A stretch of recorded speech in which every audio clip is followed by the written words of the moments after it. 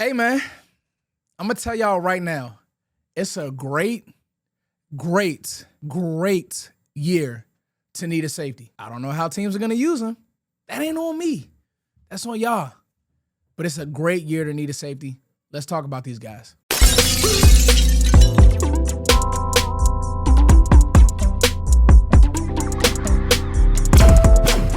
Yo, what's going on, y'all? It's your boy, Foots the King, as always. Thank you for liking, sharing, subscribing.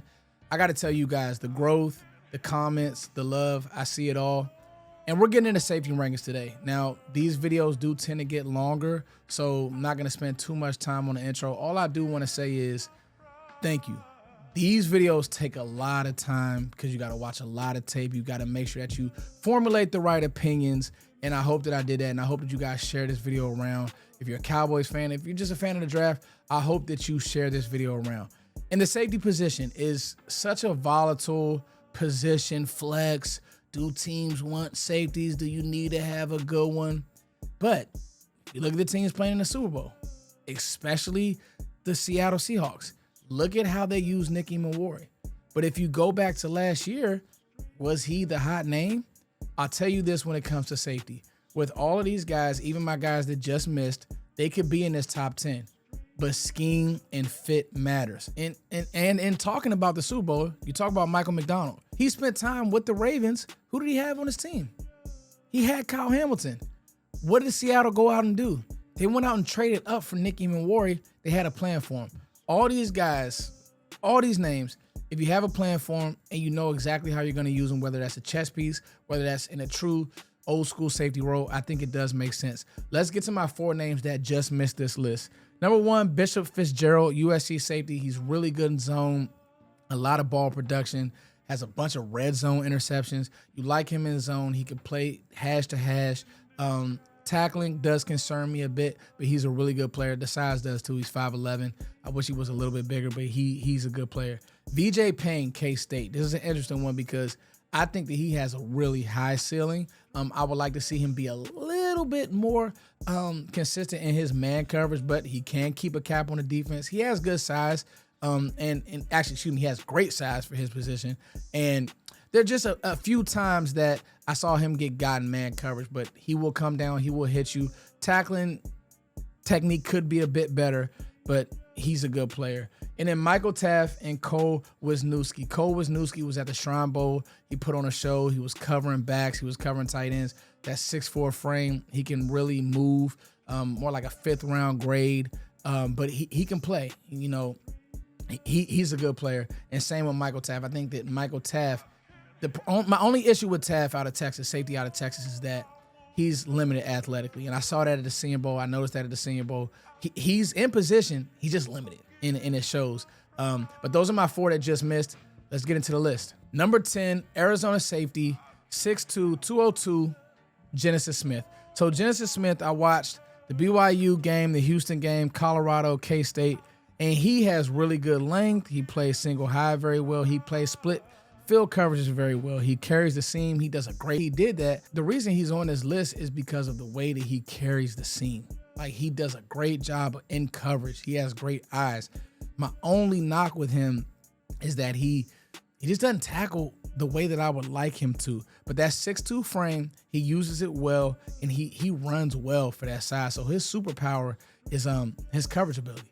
Like, that's his superpower. He has really good coverage ability. I just like him to tackle a little bit better. Number 9, and you guys should be used to this name on the channel, Bud Clark, TCU. I interviewed him down at the Senior Bowl. Games I watched, SMU, Colorado, West Virginia. 6'2", 190. His superpower to me is grass. His space is roof. Just put roof. That's my kind of term, right?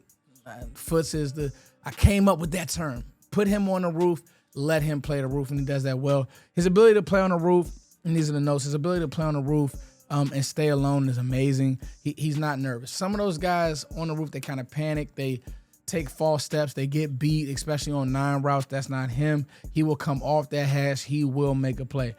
He does gamble, but he wins a lot. Like, great ball production. He will fill gaps. He's just light. So there are times when he does come downhill, He's not always the most aggressive, the most physical, but he will try to come down and tackle you. Runs to the ball. He's a smart tackler. He will come to balance, but there are times in the NFL, that's the difference. Like if you're just coming to balance, but you kind of catching, he doesn't catch as much as Genesis Smith, but if you're kind of catching, that's the difference between 1 yard and 2 yard. If you kind of are, I don't want to put nervous on his name because that's not, he will throw his body around, but there are times where, hey, run through that guy. Come downhill, run through that guy. He just has a feel of where to be. That's why I said roof. He knows where to be. He'll rob players. And the one thing about his tape that I like and just his journey is stayed at the program, got better every year. I think there's something to be said about that. I got a 4th, 5th round grade on this guy, but I think he's a really good player. Number 8, Miami safety, Jakobe Thomas, 200 pounds. His superpower is his physicalness. You just cut on any game, and I'm pretty sure if you watch Miami, you watch their story, that's the way that whole defense played. But if you cut on any game in the playoff, you cut on, the SMU game, the things that I wrote down is his eyes are great versus the run and the pass. He is a bit limited. That's going to be one of the weaknesses that I just see. I don't see him being a slow player, but he doesn't have elite athleticism. But when he comes downhill with bad intentions. He's going to come downhill. He's going to let you know about it. He played 450 snaps as a true safety. So he's fine. Like, he will play on the roof. He'll play down at the box. He can do all those things. The only issue is there are times where he looks limited athletically. But I will say this. In a nickel, in a safety look, if he's coming downhill, you're going to get hit and you're going to feel it. He's not bad in coverage. He plays with good eyes. He plays with good zone eyes. I don't like him in man coverage. I like him better in zone. But the truth of the matter is his football awareness is second to none.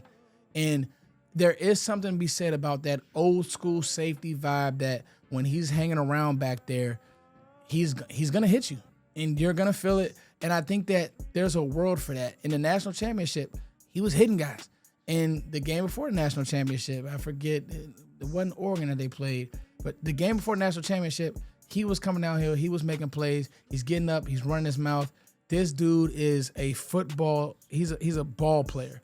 And so I would like him to be more athletic, but he's just limited. That's just not who he's going to be. But I really do like Jakobe Thomas. Like I said, his superpower is his physicalness. Number 7, South Carolina safety, Jaylen Kilgore, 6'1", 211. This guy's, I'm going to tell you right now, his superpower, he's versatile. 8 interceptions, a lot of pass defense. If you watch the SMU, start with the SMU game and the Michigan State game.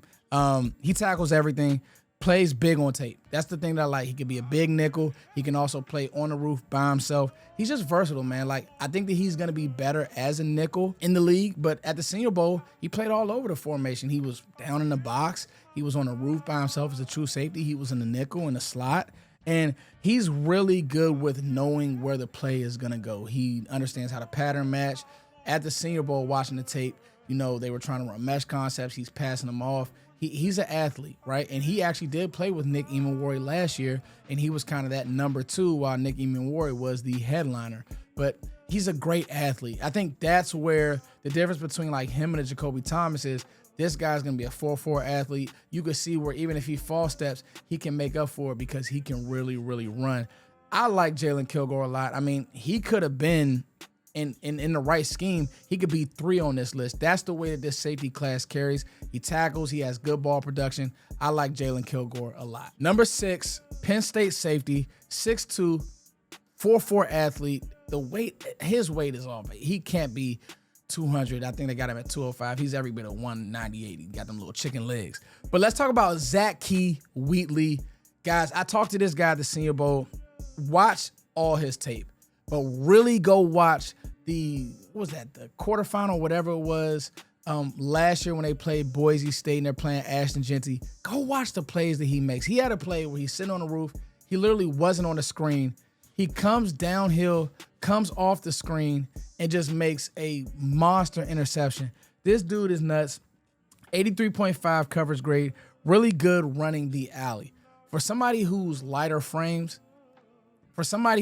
lighter frame, he runs the alley, boom, play over. Great eyes in zone, but he's also pretty good in man. He will get boxed out in the league versus tight ends, but he's going to be there, right? Another safety that he's on the roof, he's comfortable being on the roof. There is no split field. He doesn't have to play split field coverages. He can play that cover 1, he can play that cover 3, and he plays it well. Another really cool note about Wheatley is he has the unique ability to see route combinations and go. Like, he doesn't wait. Some of these safeties are kind of hesitant, whether they're getting a snag concept or floods or whatever. He'll see the out, he'll break on it. Even if he misses big, I just like the fact that he'll see it, he trusts his eyes, and he hits it. And he will tackle everything moving.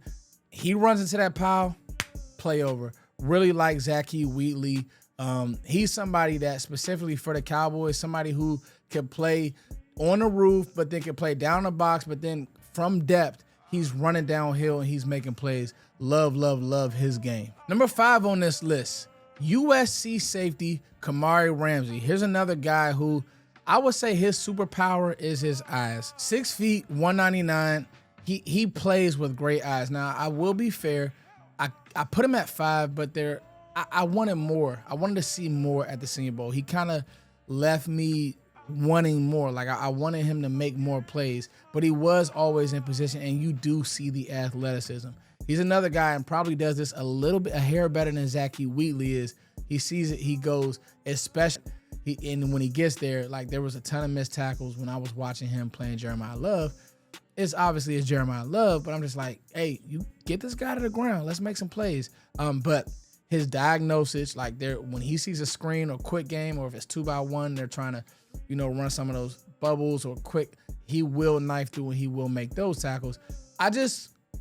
All these guys is not going to be flowers. Now, I kept him at 5 because the good is really good, but there was time, even like with his ball production, it's really low, right? Only 2 career interceptions. That's not great, but he's always there. So it's one of those things with Kamari Ramsey. I did have to be fair. And that's this safety class. He could get to the league, go to the right scheme, and all of this stuff could be null and void. And it's like, hey, at USC, they didn't use me right. But in this draft, this is where I have him ranked. I think he's going to be a nice pro, but there are some things that I am concerned with. Number 4, and you talk about a boom or bust player, his superpower are his instincts. AJ Halsey, 6 feet, 222. He looks like a running back there. 9.6% tackle rate, 88.6 coverage grade. I'm all over the place with my numbers, the 0.6s and the points and all that. Anyway, this guy's instincts are through the roof. I got some numbers for you guys. I got a quick nugget for you all. When he was at New Mexico, and with all these athletes, y'all, they done transferred, they done went to your cousin house, your auntie house, your uncle house. First he was at New Mexico, then he was at Houston, then he finished his career at LSU. Bro, he has a game at New Mexico where he had 24 tackles. 24 tackles. And I believe he had like 2 interceptions in that game. He's nuts. Then he goes to Houston, plays out of his mind, and then that's when Brian Kelly ultimately got him to LSU. Here are my notes. Best instincts in the 2026 class. Like, he just has a feel for what you're trying to do. He will also, on those sideline pops, if you think you're going to, just get out of bounds, he will come and he will knock you out. His build is weird. Like, it literally looks like he's playing running back there, but he's not bad in coverage. Like, he can get over the top. It's just scheme is going to matter because I actually like him much more in zone than I do in man. I don't like him in man at all. Like, I don't want him carrying anybody up the field or just taking a guy away because that's not his strong suit. It's just not what he does. But in zone where he could just keep everything in front of him and knife on a play, he's really good, and he will take the ball away. He'll knife at the ball. He'll punch at the ball. He'll come in and just literally just throw a punch at you trying to get the football out, and he's super, super aggressive. AJ Halsey has, to me, the highest ceiling in this class. To me, it's ultimately about what team is going to maximize who he can be. Number 3, Emmanuel McNeel Warren. We're starting to get to the headliners. 6'2", 202. His superpower is his physicalness, man. Down and around the box, this dude will knock you out. I think year 1, he's going to be a true box safety. Now, what does that mean? Do you keep him down there? Do you let him live on the roof and split safety looks? Because that's one of the things when it comes to his coverage. he's better when he can play one half and make plays. And he does play one half and make plays. So here's a few things that I wrote down. Extremely good mover for his size. The instincts are real, much better in man than zone, but primarily a split field player. Like when you watch his tape, it's split field looks or he's down in the box, is outside backer, whatever. He definitely is the closest thing to Nick Emmanwori in this class. He's not bad, but in moments, his movement can be a little elongated. So he does move well, but in man, and you're watching him trying to carry, and all of these guys, right? That's why they're safeties. If they're trying to carry a quick receiver upfield and seams, I say the only people on this list who can do that consistently is like Zakee Wheatley, Kamari Ramsey, because they have those true coverage. Like they could probably play some corner. But with Emmanuel McNeel, let's get back to him. He's a dog, bro. Oh my God, he is a dog. He gets to the pile, he's trying to knock you out. He gets to the pile, he's beating linebackers to the play. That's one thing. I said it's his physicalness, but he has A1 instincts. He's down around the box, he's trying to punch it. He's trying to punch on running backs. Running backs feel him. And the small school stuff doesn't worry me at all. You think about Quinyon Mitchell, he went to Toledo. This guy is a heck of a football player. Go watch both years when they played Western Michigan. He's making plays. His 2024 tape, he had a play where he flips his hips and he's on one hash, flips his hips. It's like the perfect DB drill. Gets back to the other hash in the back of the end zone, makes the interception. I forget which game it was. The point is, this guy is a good football player. I just wonder, will a defensive coordinator have the right idea for him, especially year one? But I like this dude a lot, man. I really do. And he's also a major riser. I know that Daniel Jeremiah has him in his top 20. And I know that Jordan Reed of ESPN also thinks very highly of this guy. So he's going to be a riser throughout the process. Number 2, and I love this athlete, man. Dillon Theinaman went to Purdue, killed at Oregon. He, outside of, I'm pretty sure you guys know who number 1 is. He, outside of Caleb Downs, is just magnificent from depth, meaning there's no tells. And he's running the alley, and he's making plays, and he's cleaning man. He's 6 feet, 205. He's a 4.3 athlete. His superpower is grass. Grass is his superpower. In Oregon, he was so smooth. He's a 4.3 athlete, and it shows on tape, right? Looking at the notes, he makes big tackles from depth. That's important because he does not give anything away. There's no tells in what he's doing. He's also really good in man. And he had a game-clinching interception versus Penn State, and that was a zone look. But, even when they lost to Indiana, one of the notes that I had written down in that loss, he's still making tackles. He's still making plays. It was him and Bryce Betcher. These guys are still running around like chickens with their head cut off trying to make every tackle, literally beating each other to the tackle. And I like that type of stuff. Dillon Theinaman is the tale of two safeties, right? At Purdue, on the roof, sideline to sideline. At Oregon, different scheme. They're literally running 3 safety looks, Tampa 2 looks. He's everywhere. He's in the box. He's doing it all. If I'm a evaluator, I'm looking at that and saying, I'm using that to talk him up in my draft room because he's shown that versatility. He does not miss tackles. He will come in. He will knock you out. He plays like he really is Harrison Smith. And I'm not just saying that because he's a white safety. No, he's Harrison Smith because he's good. He makes every tackle. He's physical. He's coached up. He talks the language. He's my number 2 safety, and that's not going to change. The tape is too good. He makes too many tackles. He plays blocks well. He covers running backs out the backfield well. Dillon Theinaman is number 2 in this class as far as the safety rankings go, and you'd be a fool not to like his tape. And number 1, this guy is what you call a true headliner because he's not only my number 1 safety in this class, he's my number 1 player. Caleb Downs, Milford Creek, Georgia, high school. Brother Josh Downs. Hope I didn't botch his high school, but I've been watching him since high school. Mallard Creek, Milford Creek, whatever. Caleb Downs a dog, bro. His superpower is literally the best safety prospect I've covered since Kyle Hamilton. And teams made that mistake because the position is so volatile. Now, I'm not going to talk about if you've watched anything or know anything about the class, I'm not going to talk about everything that he does well. I'm going to tell you everything that if you pass on this guy, if you're a team, what you'd be missing on. You'd be missing on grit, leadership. If you watch that Miami game, he literally caused 2 fumbles in 1 drive or 2 drives. I mean, he hit Malachi Tony, and Malachi Tony said that was the hardest he's ever been hit. And Malachi Tony's a dog, South Florida boy. This kid is different. There are people who are going to try to poach and pick at his man coverage. He's fine in man. Ohio State just didn't ask him to do it. You know what I mean? When he was at Alabama, I can't believe Alabama let him get away. But this dude is going to instantly come in, and he's scheme versatile. You could put him on the roof. You could put him down in the box. You could put him, as a nickel. However you want to play him, he could do. He could play corner. He's going to instantly come in and be the best athlete on the team. Now, is he going to be a 4-3 guy? Is he going to be a 4-4 guy? I'm hearing 4-5, 4-6. That was kind of the rumors at the Senior Bowl. Hey, man, sign me up because the play speed is outrageous. It's outrageous. The Miami tape alone, outrageous. Last year's Michigan game, outrageous. Literally takes games over. Takes games over. You see what I'm saying? Last year's Notre Dame game, some of the plays he was making, the range, it was disgusting. Caleb now is the #1 player in this class.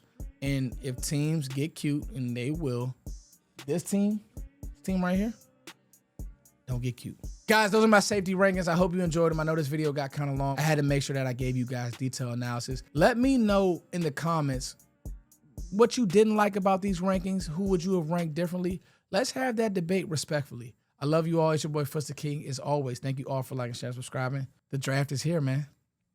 Peace.